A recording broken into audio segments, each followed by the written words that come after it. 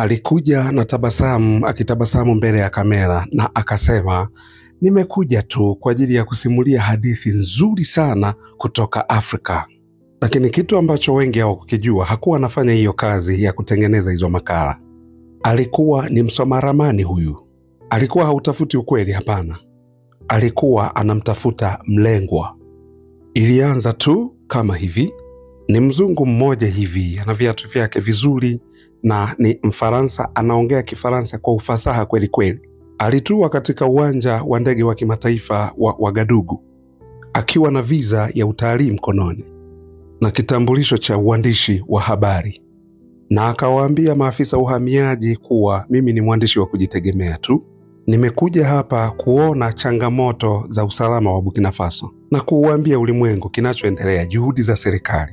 Na akasema mimi ninamkubali sana Ibrahim Traore kwa ujasiri alionao, kwa sababu ni nadra sana kuona kiongozi mdogo wa Afrika ambaye anasimama kinyume na mataifa makubwa ya magharibi. Na watu wakamwamini. Maana kwa nini wasimwamini? Kwa sababu alikuwa ni mpole tu.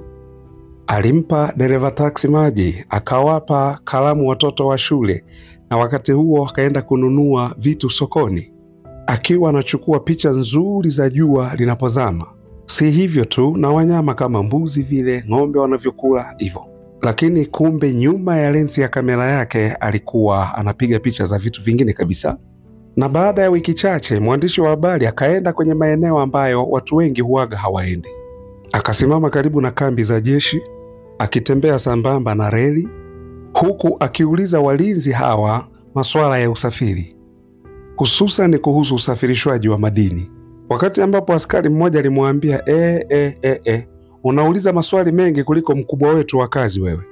Jamaa akacheka alafu akajibu, hivi ndivyo ambavyo waandishi wa habari tumefundishwa, ni taaluma yangu. Usiku ulipofika, akaenda kwenye nyumba ya kulala wageni almaarufu kama guest house, na hakuwahi kuonekana akinywa au akifanya starehe zozote zile. Lakini watu wakaona kitu ambacho sio cha kawaida kwake huyu bwana. Alikuwa anapiga simu za kimataifa kila siku usiku. Akawa hatumii laini za simu za kawaida. Alikuwa hapandishi maudhui yoyote kwenye mitandao ya kijamii wala hakumtagi mtu yeyote, akidai kuwa kila kitu kitakuwa released in a special European report, yani kila kitu kitaenda kuachiliwa kwenye ripoti maalum ya Ulaya. Lakini mpaka wakati huu hakuna habari yoyote aliyoichukua iliyopostiwa kokote kule, iwe ni Ufaransa iwe ni Ulaya. Lakini siku moja alikuja kuonekana kwenye mnara wa redio ambao hauruhusiwi watu kufika hapo. Mambo yakabadilika. Intelijensia ya Burkina Faso ikaanza kufuatilia kwa ukaribu. Wakaanza kufuatilia mienendo yake kimya kimya. Wakakloni mawasiliano yake bila kugusa simu yake. Wakaingia kwenye barua pepe zake na kuangalia ni nani anayewasiliana naye. Walichokikuta, huyu hakuwa mwandishi wa habari, alikuwa ni mpelelezi. Na Traore, rais, alipoona yeye mwenyewe ushahidi wa meseji hizi, hakufanya haraka. Alifanya kwa akili sana kama kawaida yake. Akamwalika huyu mwandishi wa habari aje afanye naye mahojiano moja kwa moja, kamera zikiwa zina rekodi. Na kweli mwandishi wa habari bwana kajichanganya. Tayari kamera zikiwa zinataka kurekodi, wakati wanataka waanze mahojiano, taifa likiwa linaangalia. Taifa likatangaziwa kuwa kutakuwa na mahojiano kati ya rais na mwandishi wa habari kutoka nje, na taifa likajiandaa kuangalia. Lakini kama kawaida, ukumbi ulikuwa haujapambwa, maswali hayajaandikwa chini, hakuna reporters kutoka uko CNN, BBC au RFI, isipokuwa waandishi wachache tu wa pale ndani ya Burkina Faso. Na jina moja likaongezwa kwa wageni. Mwishoni kabisa, Bwana Julien Morer, mwandishi wa habari wa kujitegemea kutoka Ufaransa. Na huyu alifika peke yake tu.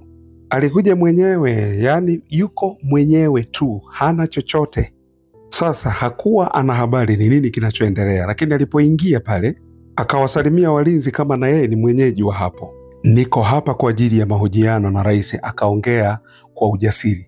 Askari wakaitikia na wakamuongoza. Lakini nyuma ya uniform zao za kijeshi walikuwa wanaangalia kwa ukaribu, wanafuatilia kila kitu. Ndani kamera, microphone zikawashwa na kuna viti 6 tu kwa ajili ya waandishi wa habari. Na Julian Morel aliyevaa kawaida akafungua begi lake, akatoa notebook, akimwangalia kila mtu, na hakuna mtu aliyekuwa anatabasamu alipoangaliana nao. Hakuna mtu hata mmoja aliyemsalimia. Mazingira haya yakaonekana sio, lakini akajikaza. Akafikiri ilikuwa ni kawaida tu. Akawaza, hawa waandishi wa hapa Burkina Faso labda wanashangaa kumuona mwandishi wa habari wa kutoka Ulaya. Ndipo mlango ukafunguliwa na Rais Ibrahim Traore akaingia. Ni mpole ila mwenye uimara, hajavaa suti ila amevaa gwanda zake kama kawaida. Hakuonekana kama amechoka, hapana. Hakuonekana ni mtu mwenye haraka, hapana. Ila alionekana yuko tayari. Julian akasimama na akanyosha mkono kumnyoshea rais. Mr. President, ni heshima kwangu na nilikuwa nategemea sana wakati huu. Na Traore akampa mkono, wakasalimiana. Na akamjibu, umekuwa ukiuliza maswali mengi kuhusu sisi Bwana Morel, na leo nitaenda kuyajibu, lakini kabla nina maswali yangu binafsi ya kukuuliza. Julian akashangaa. Akauliza, je, huu ni mtego? Na rais akamjibu, ndiyo, na hii interview au mahojiano haya hayatakuwa mahojiano ya kawaida kama mengine. Kwa sababu Ibrahim Traore hakumkaribisha mwandishi wa habari yeyote, na hapa amemkaribisha mpelelezi. Na muda mfupi baadaye ingeonyesha ni namna gani usaliti ulivyo na unavyofanya kazi. Maswali yakaanza, kamera huku zikiwa zina rekodi, na waandishi wengine wa habari kutokea Burkina Faso wamenyamaza kimya.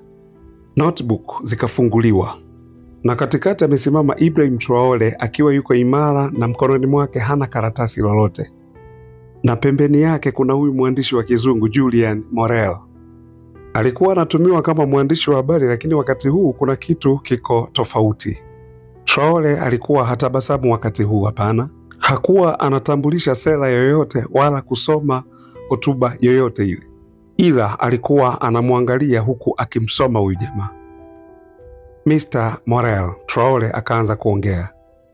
Umekuwa hapa nchini kwetu kwa muda wa siku 23. Niko sawa? Ndiyo Mr. President, akajibu Morel. Nimekuwa nikikusanya hadithi mbalimbali, lakini nikipiga picha huko vijijini, na ninataka kuelewa. Hapo Traore akakatisha, kuelewa nini? Juliani akasita. Ni changamoto ambazo watu wako wanakutana nazo. Usalama, miundombinu, ushirikiano wa kimataifa. Traore akaitikia, alafu akageukia upande mwingine. Askari alikuwa amesimama huku ameshika folder mkononi mwake. Wewe umetembelea maeneo 9 mahali zilipo kambi za kijeshi, na umerekodi maeneo 3 ya kimkakati, ukijitambulisha mwenyewe kuwa ni mwandishi wa habari huku kiwahoji walinzi. Julian akashangaa. Mimi ni mwandishi wa habari, akaitikia. Na kama waandishi wa habari hivi ndivyo tunavyofanya, yani unaenda unawahoji watu mbalimbali? Traore akamsogelea akamwambia, pia ni kawaida kwa waandishi wa habari kutuma ujumbe wa siri saa 8 za usiku kwa seva zilizosajiliwa huko Abidjan. Julian akapigwa na butwaa kama mtu ameganda kwenye friji. Na askari akafungua lile folder na akashikilia picha. Laptop ya Julian ikafunguliwa na meseji za siri zikawa zinaonekana kwenye screen, na ikimuonyesha Julian amesimama karibu na kambi ya kijeshi, kwenye mnara wa kambi ya kijeshi, akiwa anaongea na simu ya mkononi.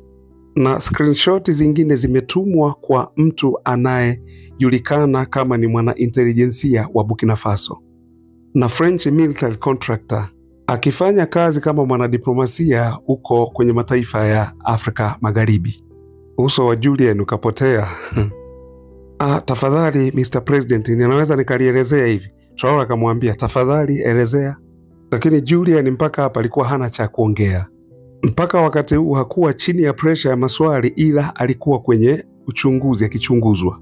Na Traore akageukia kamera akasema, huyu mtu anasema amekuja ili aweze kuwaelewa watu wetu, lakini kiukweli amekuja kurekodi weak points zetu, akichora ramani za mienendo yetu na kutuma siri zetu uko nje. Hakuja kusimulia habari zetu, lakini kuandika habari zake mwenyewe. Halafu Traore akasema acha basi raia wataamua kama huyu ni mwandishi wa habari au ni msaliti. Traore akaendelea, Julian Morel amekuja kuidhalilisha Afrika, lakini kwa sasa ni Afrika ndio inamdhalilisha yeye. Mpaka wakati huu Julian Morel akawa anatetemeka, yaani mahojiano ya kawaida yamegeuka kuwa kitu fulani hivi cha ajabu. Hakujua kuwa upelelezi wake umegeuka kuwa yeye ndio mshukiwa sasa, na yeye ndio target kwa wakati huu. Traore akaanza kuongea, Mr. Morel, je, unakataa picha hizi, message na hivi tulivyo rekodi? Julian akafungua mdomo wake, lakini hakuna kinachotoka, wakati huu akiwa anatetemeka huku jasho likimtoka. Sio kwa sababu kulikuwa na joto, ila ni kwa sababu mpango aliokuwa nao vyovyote ilivyokuwa, na mpango huo umeumbuka tayari. Na sekunde kadhaa maaskari wakaja wamebeba laptop nyeusi. Ilikuwa ni ya Julian, na skrini ukutani ikawashwa. Ngoja tukuonyeshe kitu. Hii ilikuwa ni sauti ya Ibrahim Traore. Na walipoonyesha kwenye projekta kupitia ukuta, kulikuwa na real time map ya Burkina Faso ambayo imewekewa alama safari za usafirishaji wa mafuta, maeneo ambayo migodi ipo na maeneo mawili muhimu sana ya kijeshi. Na hivi vyote vilipatikana kwenye folder ambalo lilikuwa limeandikwa for review Cote d'Ivoire client. Julian akaanza kusema, hizi si kurekodi au kutuma kokote. Traore akamkatisha, akamuonyesha mawasiliano ya barua pepe katika karatasi aliyokuwa ameiandika, ikilenga mienendo yote ya Ibrahim Traore. Na Julian akaanza kujibaraguza, hapana, hii ni fake, hii sio kweli. Lakini ilitumwa kutoka kwenye anwani yako saa 8:17 usiku kutoka nyumba ya kulala wageni zone 3. Sisi hapa huwa hatubumi ushahidi wa uongo, bwana Morel. Huwa tunakusanya ushahidi. Wakati huo waandishi wa habari wengine wale wa Burkina Faso wanaangalia, hawaamini kinachoendelea. Na wengine wakimwangalia mwandishi wa habari aliyetembea kwa ujasiri akija kumhoji rais, lakini sasa hivi anatetemeka. Alikuja na mpango, akiidharau nchi ya Burkina Faso, akidharau intelijensia ya Burkina Faso, na yote kwa yote akimdharau hata mtu ambaye sasa amesimama mbele yake. Na wakati huu Traore akarudi kuikaribia maiki. Hakuwa na hasira na yuko kawaida kabisa, na akaigeukia kamera akasema, hiki ndicho walichotutumia. Sio misaada, sio msamaha, lakini wapelelezi na kamera ambao wanajiita ni waandishi wa habari. Wanadhani tutatabasamu na kunyamaza kimya, lakini wakati huo ulishapita. Halafu akamgeukia Julian kwa mara nyingine, ulikuja kuandika habari, sasa wewe ndo umekuwa habari yenyewe. Na Traore akatoa amri, mtoeni hapa, mpelekeni nje. Walinzi wawili wakasogea, na Julian Morel wala hakuwa mbishi, akainamisha kichwa chake wakamtoa. Na wakati huu hakuwa anashika tena au kubeba kamera yake, lakini alikuwa ametegewa mtego, ameingia. Na baada ya hapo video baada ya risali moja ikaanza kutembea kwenye mitandao ya kijamii, ikianza na maneno haya, je, unajiita wewe ni mwanahabari au ni mpelelezi na msaliti? Halafu ikifuatiwa na picha za laptop kwenye skrini. Wakati huo kuna ramani za kambi za kijeshi mahali ziliko, barua pepe za siri. Halafu baadaye huyu Mfaransa mzungu akitembea kwenye chumba akiwa kimya, akisindikizwa na walinzi wawili. Mitaani na mahotelini watu wakawa wanaangalia tena na tena hizo clips. Mmoja akapiga kelele, amemshika mpelelezi, akiwa live kabisa kwenye TV. Wamama vijijini wakapiga kelele, tumekuwa tukisubiri kwa muda mrefu sana kuona rais kama huyu sasa. Hiyo Afrika Magharibi yote video zikawa zinasambaa kama moto wa kifuu. TikTok, Instagram, WhatsApp, kila mahali, YouTube. Watu wakimwangalia simba wa Afrika na shujaa wa Afrika, wakisemezana wao wenyewe kuwa muinda huwindwa, na hivi ndivyo unavyodili na manyang'au, sio kuwaogopa. Huko Senegal watu wakawa wanachora picha za Rais Ibrahim Traore wakisema Afrika sasa ina macho. inaangalia. Huko Ghana watu wakasema hakuinua tu sauti yake kuwa juu, ila ameinua viwango. Na huko Ufaransa na kwenyewe je? Huku majibu yalikuwa yako tofauti.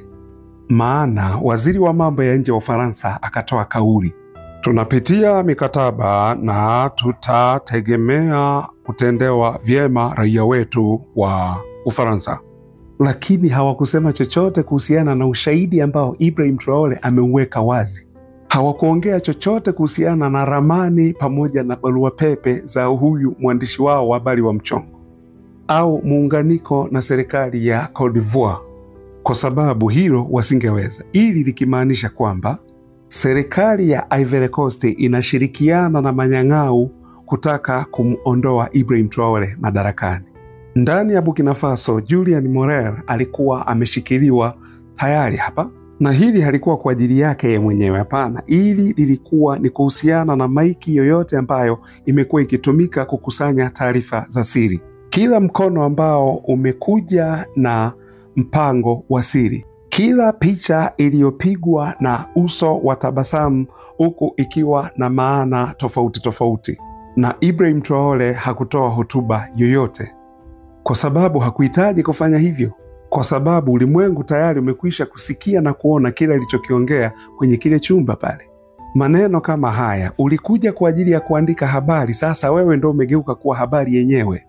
Wakati video inaendelea kusambaa, kuna kitu kilikuja sasa huku Afrika nzima. Hii haikuwa kukamata mpelelezi mmoja, ilikuwa kusimama kinyume nao wote.